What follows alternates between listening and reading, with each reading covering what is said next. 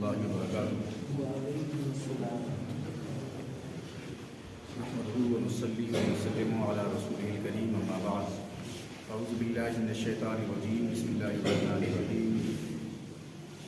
وَإِذَا تُتْلَىٰ عَلَيْهِمْ آيَاتُ الرَّحْمَٰنِ خَرُّوا سُجَّدًا وَبُكِيًّا فَخَلَفَ مِن بَعْدِهِمْ خَلْفٌ أَضَاعُوا الصَّلَاةَ وَاتَّبَعُوا الشَّهَوَاتِ فَسَوْفَ يَلْقَوْنَ غَيًّا۔ آمنت باللہ صدق اللہ العظیم۔ درود پاک پڑھیں، اللہم صلی علی سیدنا محمد وعلی آل سیدنا محمد۔ صلاۃ و سلام علیہ یا سیدی رسول اللہ صلی اللہ علیہ وسلم۔ گزشتہ جمعہ کو اس موضوع پر بات ہوئی تھی کہ اللہ تبارک و تعالیٰ نے ایک امانت کائنات کی ہر مخلوق کے سامنے پیش کی، اور ہر مخلوق نے اس امانت کو اٹھانے سے انکار کر دیا، لیکن انسان نے اس امانت کو اٹھا لیا، اور اللہ تبارک و تعالیٰ اس امانت کے تعلق سے بروز قیامت انسانوں سے سوال کرے گا۔ آج اسی سے متعلق کہ اس امانت کا بدلہ یا اس امانت کو اٹھانے کا نام، اس امانت کو سنبھالنے کا نام ایمان ہے۔ اس امانت کو سنبھالنے کا، اس امانت کو اٹھانے کا نام کیا ہے؟ ایمان ہے، اور اسی ایمان کے مجموعے کو قرآن کہتے ہیں۔ پورا اکٹھا کر دیا جائے تو وہ قرآن ہے۔ ایمان، جس کے دل میں ایمان داخل ہوگا وہ بندہ کیسا ہوگا؟ جس کے دل میں ایمان داخل ہو جائے گا وہ بندہ رقیق القلب ہو جائے گا، یعنی اس کا دل بڑا ہی نرم ہوگا، بہت ہی نرم ہوگا، سافٹ ہوگا۔ وہ اللہ کا نام سنے گا، اللہ کا ذکر سنے گا تو رو پڑے گا۔ وہ اللہ کے کسی بندے پر ظلم دیکھے گا تو رو پڑے گا، اللہ کی کسی بھی مخلوق کو پریشان دیکھے گا تو رو پڑے گا۔ یہ ایمان کی پہچان ہے۔ اللہ کے نبی صلی اللہ تعالیٰ علیہ وسلم، ہم لوگ جس نبی کا کلمہ پڑھتے ہیں جناب محمد رسول اللہ صلی اللہ تعالیٰ علیہ وسلم، اللہ کے نبی صلی اللہ تعالیٰ علیہ وسلم نے ارشاد فرمایا، ایک حدیث پاک ہے کہ یاتی علی الناس زمان، لوگوں پر ایک زمانہ قریب ایسا ایک زمانہ آنے والا ہے کہ ان کی مساجدیں بڑی عالیشان ہوں گی، اچھی مسجدیں ہوں گی، ڈیکوریشن ہوں گے، سجے ہوئے ہوں گے، مسجدیں بڑی بلند و بالا ہوں گی، اچھی ہوں گی، وہ خرابات من الہدی، لیکن وہ ہدایت سے خالی ہوں گی۔ کیا ہوں گی؟ وہ ہدایت سے خالی ہوں گی۔ آگے اللہ کے نبی نے ارشاد فرمایا، اس زمانے میں ایسا زمانہ آئے گا کہ مساجدیں بلند و بالا ہوں گی، اچھی ہوں گی، خوبصورت ہوں گی، اور ہدایت سے خالی ہوں گی۔ اللہ کے نبی نے ارشاد فرمایا کہ اس زمانے میں ایمان پر اور اسلام پر چلنا اتنا ہی مشکل ہوگا جیسے کہ ہاتھ میں آگ کا انگارہ رکھنا مشکل ہوتا ہے۔ ہاتھ کا انگارہ رکھنا مشکل ہوتا ہے۔ میں آپ پڑھ کر کے آگے پھر کوٹ کروں گا۔ حضرت امام محمد غزالی رحمۃ اللہ تعالیٰ علیہ بڑے پائے کے اسکالر ہیں، مسلمانوں میں بھی، مسلم بھی اس کو پڑھتے ہیں، اور نان مسلم خاص کر یورپ میں ان کے کتابوں کے ٹرانسلیٹ ہوئے بہت زیادہ پڑھے جاتے ہیں۔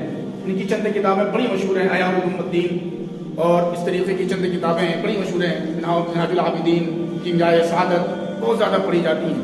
ان کی کتاب منہاج العابدین میں تقریباً 5-6 سال پہلے پڑھ رہا تھا، اس میں آپ نے اس حدیث پاک کو نقل کیا ہے، اور نقل کرنے کے بعد ارشاد فرماتے ہیں کہ امام محمد سیرین جو تابعین میں سے ہیں، اور اس کے علاوہ دیگر ائمہ کے حوالے سے انہوں نے لکھا ہے کہ انہوں نے اپنے زمانے میں اپنے شاگردوں سے کہا کہ یہی وہ زمانہ ہے جس میں ایمان کا بچانا اتنا مشکل ہے جتنا ہاتھ پر آگ کا انگارہ رکھنا۔ سمجھیے آج سے 1300 سال پہلے وہ کر رہے ہیں، اور امام محمد غزالی رحمۃ اللہ تعالیٰ علیہ کا زمانہ 460 سے لے کر کے 450 سے لے کر کے 505 تک کا ہے۔ وہ زمانے میں لکھتے ہیں کہ آج کا زمانہ وہی ہے، ایمان کا بچانا بڑا مشکل ہے۔ اللہ کے نبی نے ایک اور حدیث پاک میں ارشاد فرمایا، جب ایسا زمانہ تمہارے پاس آ جائے، ایسے زمانے تم پالو، تو اپنے ایمان کو بچانے کے لیے جنگلوں کا رخ کرو، آبادی سے باہر ہو جاؤ، اپنے ایمان کو بچانا، اس لیے کہ ایمان بچانا زیادہ ضروری ہے۔ اللہ کے نبی نے ایک اور موقع پر ارشاد فرمایا کہ جب اتنا مشکل زمانہ آ جائے گا تو جو اہل ایمان ہوں گے وہ آبادی چھوڑ دیں گے، لوگوں سے ملنا جلنا، آبادی میں جانا، وہ بلا ضرورت کے نہیں جائیں گے، ضرورت ہوگی تبھی جائیں گے ورنہ نہیں جائیں گے، ملنا جلنا لوگوں سے چھوڑ دیں گے۔ اور اس کے بعد پھر ایک ایسا بھی زمانہ آئے گا کہ لوگ آبادی سے نکل کے پہاڑوں میں اور جنگلوں میں چلے جائیں گے۔ پھر ارشاد فرمایا کہ اس سے بھی زیادہ مشکل آئے گا کہ پہاڑوں میں جنگلوں میں بھی ان کا رہنا مشکل ہو جائے گا، تو پھر تمام اہل ایمان حجاز کی طرف، مکہ اور مدینہ کی طرف فرصت کر جائیں گے اور وہاں جا کر کے اپنے ایمان کو بچانے کی کوشش کریں گے۔ اب ہم اپنے حالات کا، اپنے زمانے کا، جہاں ہم رہ رہے ہیں، اپنے حالات کا جائزہ لے لیں۔ حدیث تو پڑھ لیا، ہم نے سن لیا، اور اپنے حالات کا جائزہ لے لیں۔ آج کے زمانے میں کیا ایمان بچانا کتنا مشکل ہے؟ اسلام پر عمل کرنا کتنا مشکل ہے؟ اسلام پر چلنا کتنا مشکل ہے؟ غور کریں۔ ہم اپنے بچوں کو ساری چیز تو دے رہے ہیں لیکن ایمان نہیں دے رہے ہیں۔ ہم اپنے بچوں کو ساری چیزیں تو بتا کر جا رہے ہیں لیکن ایمان بتا کر کے نہیں جا رہے ہیں۔ اور اپنے تو بچوں کو تو چھوڑیے، خود اپنے بارے میں اگر ہم غور کریں تو ایمان پر چلنا اور اسلام پر چلنا اتنا مشکل ہے کہ اگر ہم نماز پڑھنے کے لیے کھڑے ہوں تو ہمارے کسٹمر بگڑ جائیں۔ اگر ہم اسلام پر عمل کرنا شروع ہوں تو پورے ملک کی حالت یہ ہے کہ ہماری جاب چھوٹ جائے، پرائیویٹ جاب چھوٹ سکتی ہے، سرکاری جاب تو چھوڑیے۔ مشکل آ گئی ہے کہ نہیں آ گئی؟ حالات اس قدر مشکل ہیں کہ پہلے تو یہ تھا کہ سفر کرتے ہوئے کہیں پر بھی آپ گاڑی روک کر کے نماز پڑھ سکتے تھے، لیکن اگر آج آپ نے نماز پڑھ لی تو کل ہو کر کے آپ پر کیس ہو جائے گا، مقدمہ ہو جائے گا۔ مشکل ہوا کہ نہیں ہوا؟ حالات مشکل سے مشکل تر ہوتے جا رہے ہیں۔ اب ایسے حالات میں ہمیں ایمان کو بچانا کتنا مشکل ہوگا، اور اپنے ایمان کو تو چھوڑیں، ہمارا ایمان تو پھر بھی یہ ہے کہ 10-20 سال کے بعد ہم لوگ تو چلے ہی جائیں گے، بہت زیادہ بھی جیئیں گے تو 20 سال 25 سال 30 سال 50 سال، لیکن ہمارے پیچھے جو جنریشن آ رہی ہے، جو نسل آ رہی ہے، ان کا ایمان پر چلنا اور اسلام پر چلنا کتنا مشکل ہوگا، کبھی غور کریں ہم لوگ۔ اور سب سے زیادہ اس پوائنٹ پر غور کریں کہ کیا ہم کو جو کچھ مل رہا تھا، اپنے بزرگوں سے جو کچھ ملا تھا، کیا وہ ہمیں ملا ہے؟ قرآن پاک میں نے جو آیت پڑھی، اللہ تبارک و تعالیٰ ارشاد فرماتا ہے، 16واں پارہ سورہ طٰہٰ کی آیت ہے، اللہ ارشاد فرماتا ہے وَإِذَا تُتْلَىٰ عَلَيْهِمْ آیَةُ الرَّحْمَٰنِ، وہ لوگ ایسے تھے کہ جب ان پر اللہ کی آیتیں تلاوت کی جاتی تھی، قرآن کی آیتیں جب تلاوت کی جاتی تھی، آیت الرحمن، خروا سجدا وبکیا، تو وہ روتے ہوئے سجدے میں گر جاتے تھے اور رویا کرتے تھے۔ کیا آج ہم لوگوں پر اگر قرآن کی آیت تلاوت کی جائے، ہم لوگوں پر ایسے حالات گزرتے ہیں؟ وَإِذَا تُتْلَىٰ عَلَيْهِمْ آیَةُ الرَّحْمَٰنِ خَرُّوا سُجَّدًا وَبُكِيًّا، کہ ان کے سامنے جب قرآن کی تلاوتیں کی جاتی تھی، قرآن کی آیتیں پڑھی جاتی تھی، اللہ کی آیتیں جب پڑھی جاتی تھی تو وہ سجدے میں گر جاتے تھے اور زار و خطار ہوتے تھے۔ تو کیا ہم لوگوں کے ایمان ایسے ہیں؟ ایک مرتبہ نہیں، پورا قرآن رمضان میں سن لیتے ہیں، کیا کبھی ایسی کیفیت ہوتی ہے ہم لوگوں کی؟ کبھی نہیں ہوتی ہے نا۔ اس کا مطلب یہ ہوا کہ ایمان۔ اب آگے جو قرآن نے کہا فَخَلَفَ مِن بَعْدِهِمْ خَلْفٌ، وہ جو قرآن کی آیتیں، اللہ کی نشانیاں سن کے سجدے میں گر جانے والے لوگ تھے، اس کے بعد فَخَلَفَ مِن بَعْدِهِمْ، اس کے بعد ایسے لوگ آئے، فَخَلَفَ مِن بَعْدِهِمْ خَلْفٌ، ایسے لوگ آ گئے اَضَاعُوا الصَّلَاةَ، انہوں نے نماز کو ضائع کر دیا۔ تو جو پہلے کے لوگ تھے قرآن کی تلاوتیں سن کے گر جانے والے، رونے والے، آہو بکا کرنے والے، اللہ کو یاد کر کے رونے والے، اللہ کا نام جب آ جائے تو ان کے دل میں رقتیں، ان کی رقتیں بڑھ جاتی تھی، رویا کرتے تھے، توبہ کرتے تھے، ہماری وہ کیفیت تو ہے نہیں۔ فخلف من بعدہم خلف، ان لوگوں کے بعد کیسے لوگ آ گئے؟ اضاعوا الصلاۃ، ان لوگوں نے نمازیں ضائع کر دی، نمازوں کو کیا کر دیا؟ برباد۔ قرآن بتا رہا ہوں، قرآن اضاعوا الصلاۃ واتبعوا الشہوات، اور انہوں نے اپنے نفس کی، اپنے خواہشوں کی پیروی کی۔ صحیح بتائیں ہم لوگ کس کی پیروی کر رہے ہیں؟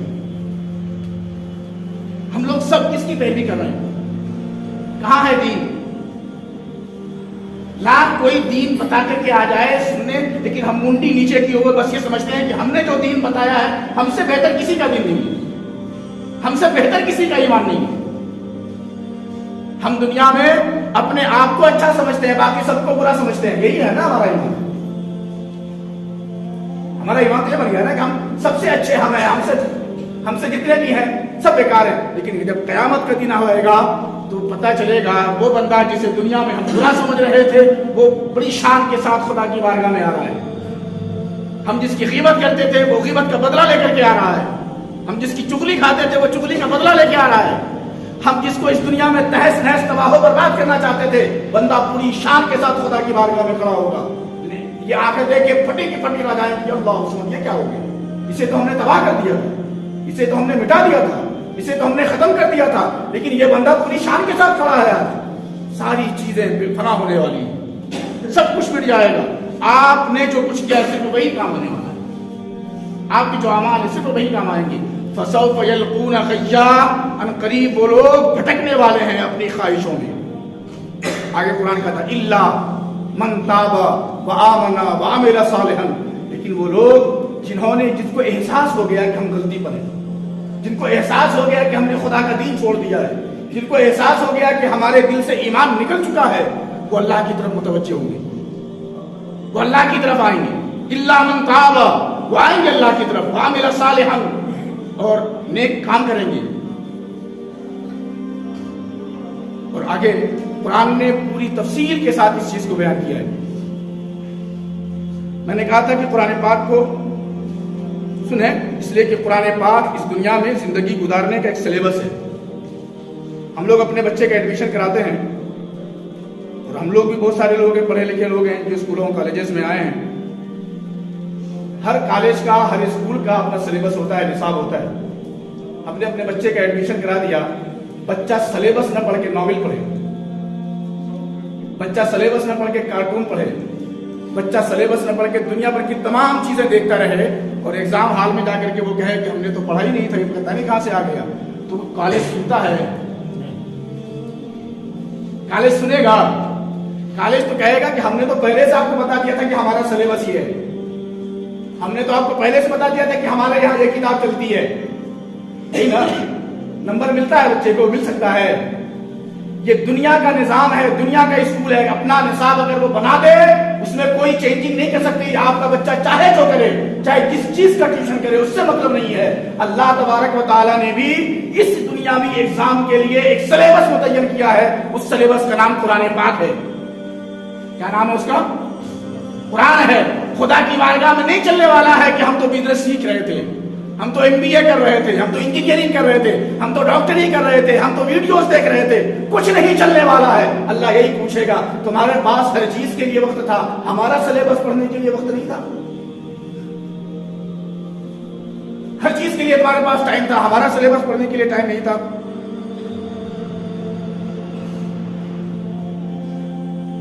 فسوف یلقون غیا الا من تاب وآمن وعمل صالحا. جو لوگ الا من تاب، جو لوگ اللہ کی طرف رجوع کریں گے، اللہ کی طرف توبہ کریں گے، اللہ سے اپنے گناہوں کی معافی چاہیں گے، وآمن، پھر ایمان لائیں گے، وعمل صالحا، پھر نیک کام کریں گے، فاولئک يدخلون الجنۃ، پھر وہی لوگ جنت میں داخل ہوں گے، پھر وہی لوگ جنت میں داخل ہوں گے. ولا یظلمون شیئا، اور کسی پر تھوڑا سا بھی ظلم نہیں کیا جائے گا. آگے دیکھیں، جنات عدن التی وعد الرحمن عبادہ بالغیب انہ کان وعدہ ماتیا لا یسمعون فیہا. جنت کیسی ہوگی؟ اس میں وہ کوئی غلط چیزیں نہیں سنیں گے، کوئی غلط بات نہیں سنیں گے. اللہ سلام، صرف سلامتی کی بات سنیں گے. وَلَهُمْ رِزْقُهُمْ فِيهَا بُكْرَةٌ وَعَشِيًّا، اور اس میں صبح اور شام ان کے لیے تازے تازے رزق آئیں گے. اور جنات تلک الجنۃ التی، اب جنت کی صفت بتا رہا ہے اللہ تبارک و تعالیٰ کہ یہ جنت ملنے والی کس کو ہے.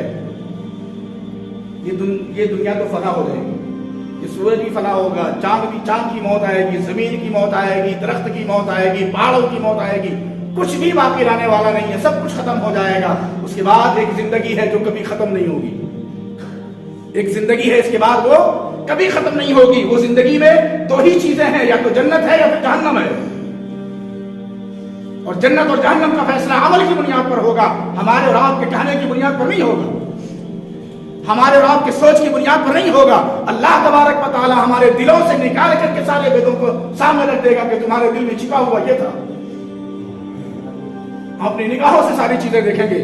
تلک الجنہ، یہ وہ جنت ہے، التی نورث من عبادنا، اس کا مالک ہم اسے بنائیں گے، اپنے ان بندوں کو بنائیں گے، من عبادنا من کان تقیا، جو دنیا میں متقی پرہیزگار اللہ سے ڈرنے والے لوگ ہوں گے.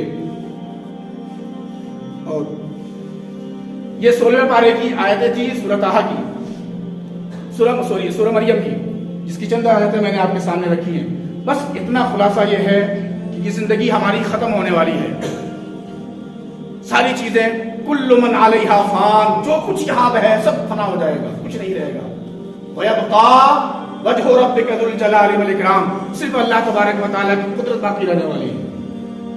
ہم جن چیزوں کو سمجھتے ہیں کہ یہ چیزیں باقی رہنے والی ہیں، یہ بھی نہیں باقی رہنے والی ہیں۔ ان چیزوں کو بچانے کے چکر میں ہم اپنا ایمان تباہ کیے ہوئے ہیں، ہم اپنا ایمان بھولے بیٹھے ہیں، ہم اپنا سب کچھ تباہ کیے بیٹھے ہیں۔ اپنے ایمان کی اصلاح میں خود کرنی ہوگی، اور یہاں سے جب بھی آپ نکلیں، مسجد کے باہر جائیں، تھوڑی دیر کے لیے، 2 منٹ کے لیے، 2 سیکنڈ کے لیے، 5 سیکنڈ کے لیے اپنے دل میں جھانک کر دیکھیں کہ کیا ہم اللہ تبارک و تعالیٰ کے مطلوب انسان ہیں؟ کیا ہمارا ایمان اللہ کو جیسا مطلوب ہے ویسا ہے؟ کیا اللہ جیسا ایمان ہمارا چاہتا ہے ہمارا ایمان ویسا ہے؟ اگر ویسا ایمان نہیں ہے تو کوئی دوسرا کیا فیصلہ سنائے گا؟ ہمارے بارے میں کوئی مولوی کیا فیصلہ سنائے گا؟ ہمارے بارے میں کوئی کیا کہے گا؟ ہم خود اپنا فیصلہ خود کر سکتے ہیں۔ ہم کہاں جانے والے ہیں؟ کسی اور سے فیصلہ مت لیجیے، کسی اور کی مت سنیے۔ کوئی آپ کو اچھا کہتا ہے برا کہتا ہے مت سنیے۔ میں اپنے بارے میں بات کر رہا ہوں، میں تو اپنے بارے میں یہ سوچتا ہوں کہ میرا ایمان کیسا ہے، خود اپنے ایمان کا جائزہ لیتا رہتا ہوں۔ ہم سب کو چاہیے کہ اپنے ایمان کا جائزہ 24 گھنٹے میں ایک مرتبہ لیں۔ حساب کرتے ہیں نا کاروبار کا، یہ فنا ہونے والی چیز کا حساب تو کرتے ہیں 24 گھنٹے میں ایک مرتبہ، کرتے ہیں کہ نہیں کرتے ہیں؟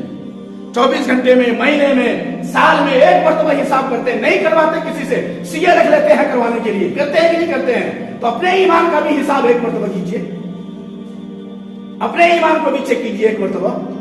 یہ جو فنا ہونے والی ہے اس کا تو سب کچھ ہے، سب کچھ بنا کے رکھ دیا ہے، اور جس کو باقی رہنا ہے اس کا کوئی حساب نہیں ہے، اس کا حساب کیجیے۔ لے کر کے جو رب کی بارگاہ میں جانا ہے اسے بچانے کی کوشش کیجیے۔ اللہ تبارک و تعالی ہم سب کو اسلام پر عمل کرنے کی توفیق رفیق عطا فرمائے، اور اسلام کا جو مطلوب انسان ہے، قرآن کا جو مطلوب انسان ہے، اللہ تبارک و تعالی ہمیں جیسا بنانا چاہتا ہے ہمیں ویسا انسان اور ویسا مسلمان بننے کی توفیق رفیق عطا فرمائے۔ وآخر دعوانا ان الحمد للہ رب العالمین۔ السلام علیکم۔